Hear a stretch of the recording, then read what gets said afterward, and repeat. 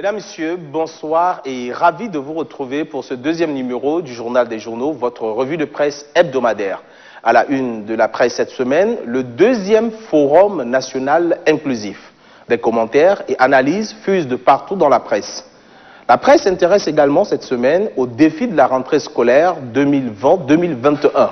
Mais ouvrons cette revue de presse par les coupures intempestives de l'électricité ces derniers mois par la Société nationale d'électricité.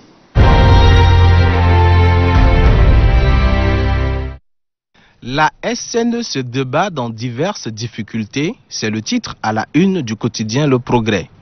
Mauvaise pratique à la SNE, titre aussi à sa première page le journal La Voix. En effet, selon le journal, cette mauvaise pratique s'articule autour de 4 grands axes. D'abord, le personnel pléthorique et grassement rétribué. Ensuite, la surfacturation, contrats non déclarés, retenues non versées. Puis les contrats léonins avec des producteurs indépendants et enfin des centrales en panne avec un réseau vétuste, constate La Voix. En réalité, poursuit le journal, seulement les branchements frauduleux en complicité avec les agents et l'inaccessibilité de certains édifices sensibles tels que les camps militaires font perdre à la société 49% de gains. Mais déjà, une lueur d'espoir note le progrès dans ce colonne suite au point de presse du directeur général de la Société nationale d'électricité, Mahamat Adoum Ismaël, nommé il y a 2 mois. Selon lui, la SNE entend renouveler et renforcer ses sous-stations, notamment de Gassi et Lamadi, pour augmenter sa capacité actuelle de transit limitée de 135 à 175 MW pour accueillir les producteurs privés d'énergie renouvelable qui se bousculent au portillon, mais qui ne peuvent y être raccordés faute de disponibilité. Autre sujet qui a fait l'unanimité dans les colonnes des journaux cette semaine, l'annonce de la tenue du deuxième Forum national inclusif. Vers la 4e bis ou 5e République, s'interroge à sa une le journal Le Pays. Bientôt, un autre forum pour remodifier la Constitution, restaurer la primature et sauter le verrou de la limitation d'âge se demande également La Voix à sa petite une. Deuxième Forum national inclusif, au cœur d'une kermesse hasardeuse, renchérit le visionnaire à sa petite une également. Une énième forfaitaire en gestation, note N'Djamena Hebdo aussi à sa une. En effet, par un décret présidentiel, le maréchal Idriss Déby Itno a mis en place un comité chargé de l'organisation des deuxième Forum national inclusif.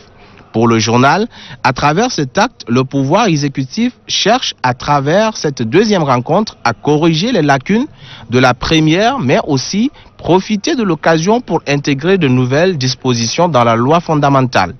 Parmi ces lacunes, et surtout la grande partie des résolutions du premier à mettre en œuvre, note le visionnaire, il y en a entre autres la création d'une cour chargée de la répression des infractions économiques et financières pour contribuer à l'assainissement public et la bonne gouvernance, la création des centres d'études et de recherche sur l'administration territoriale afin de former et de mener des recherches sur les métiers de la décentralisation et ses multiples enjeux, l'élargissement de déclarations de patrimoine des agents de l'État, y compris ceux des établissements publics, et la soumission des déclarations mensongères au régime pénal du faux serment.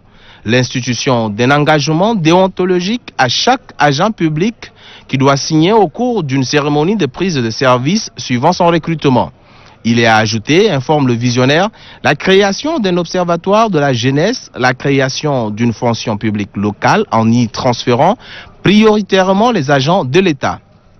Toutefois, relève N'Djamena Hebdo, il est bien beau de penser à corriger les erreurs commises lors du premier forum. Mais à quoi bon de débourser des millions de francs des contribuables tchadiens pour obtenir des résultats qu'on peut avoir sans dépenser un seul centime, se demande le journal. Autre fait traité dans les journaux cette semaine, la rentrée scolaire 2020-2021. Une difficile rentrée des classes en vue lance le progrès à sa une. La rentrée scolaire en sursis, s'exclame aussi le visionnaire. Entre Covid-19 et inondation, une rentrée 2020-2021 compliquée, titre Le Pays. Le journal qui remarque, avec la persistance des pluies et les mesures barrières contre Covid-19, les conditions sont-elles réunies pour le lancement effectif de la rentrée scolaire? Pire encore, note Le Progrès, certains établissements scolaires restent envahis par les eaux et des herbes. Des salles de classe crasseuses n'ont parfois pas de portes, fenêtres et tables bancs. Entre-temps, renchérit le visionnaire, les enseignants accordent un délai d'1 semaine au gouvernement pour honorer ses engagements. A contrario, il y aura la sécession des activités dans les secteurs, conclut le journal.